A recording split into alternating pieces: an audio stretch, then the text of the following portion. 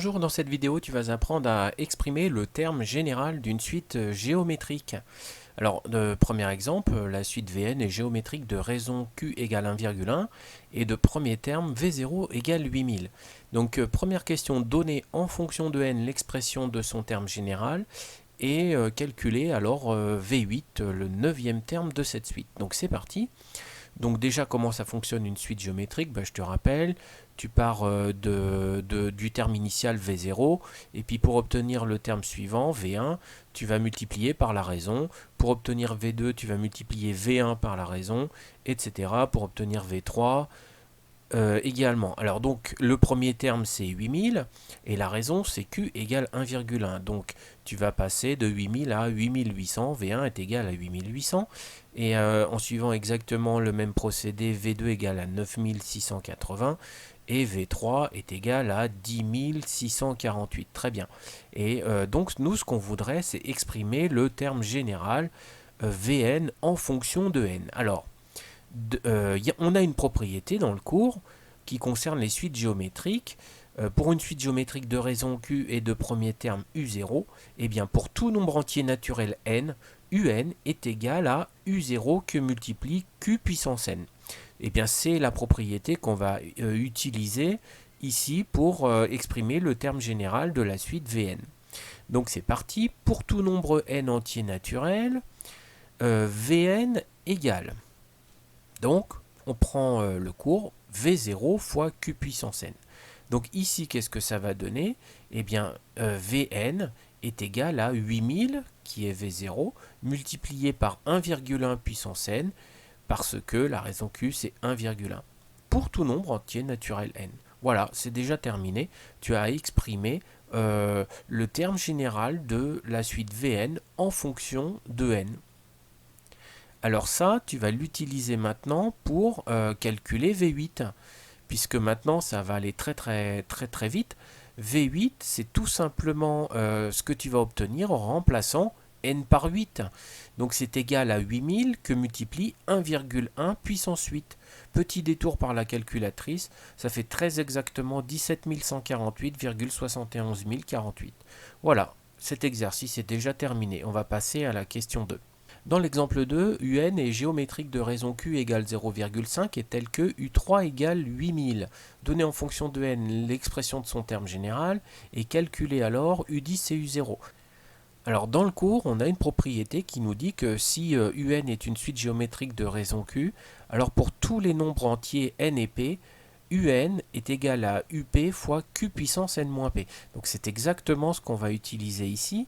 On va écrire exactement comme tout à l'heure pour tout nombre entier naturel n, Un égale, alors U3 fois Q puissance n-3, c'est-à-dire que ici, dans notre exemple, le nombre entier P, c'est 3.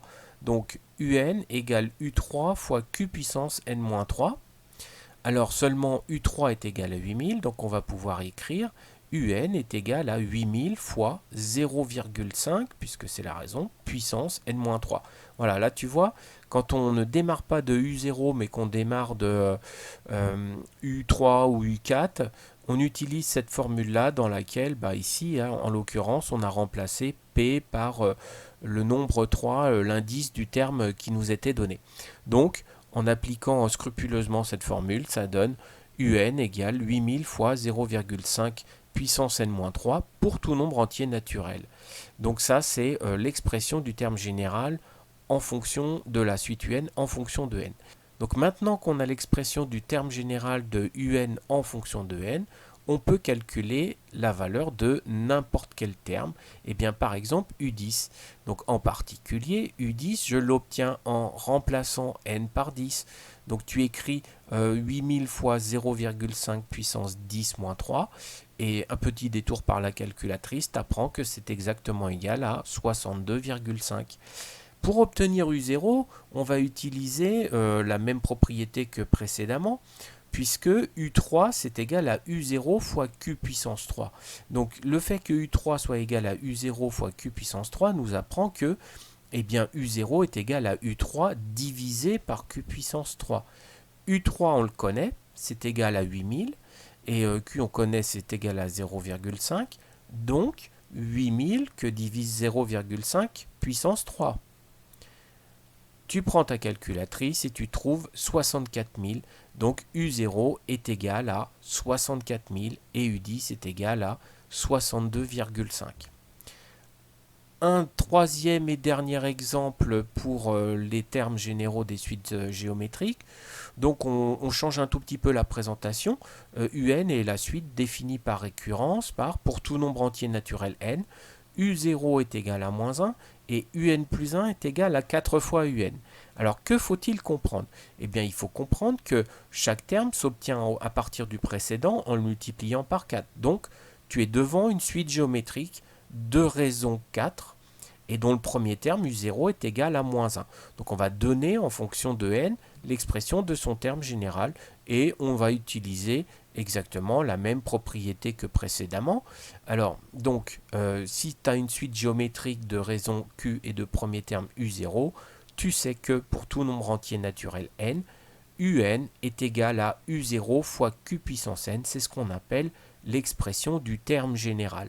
Donc ici, pour tout nombre entier naturel n, UN égale à U0 fois Q puissance n, on récupère les données de l'énoncé, la raison est égale à 4, Q est égal à 4, et U0 il est donné, le premier terme est égal à moins 1. Donc ça donne UN égale à moins 1 que multiplie 4 puissance n pour tout nombre entier naturel n. Et tu vas calculer ensuite le dixième terme de la suite. Alors attention, rappelle-toi, le dixième terme de la suite, c'est U9. Donc U9, eh bien, compte tenu de ce que tu viens d'écrire à la question précédente, c'est moins 1 que multiplie 4 puissance 9.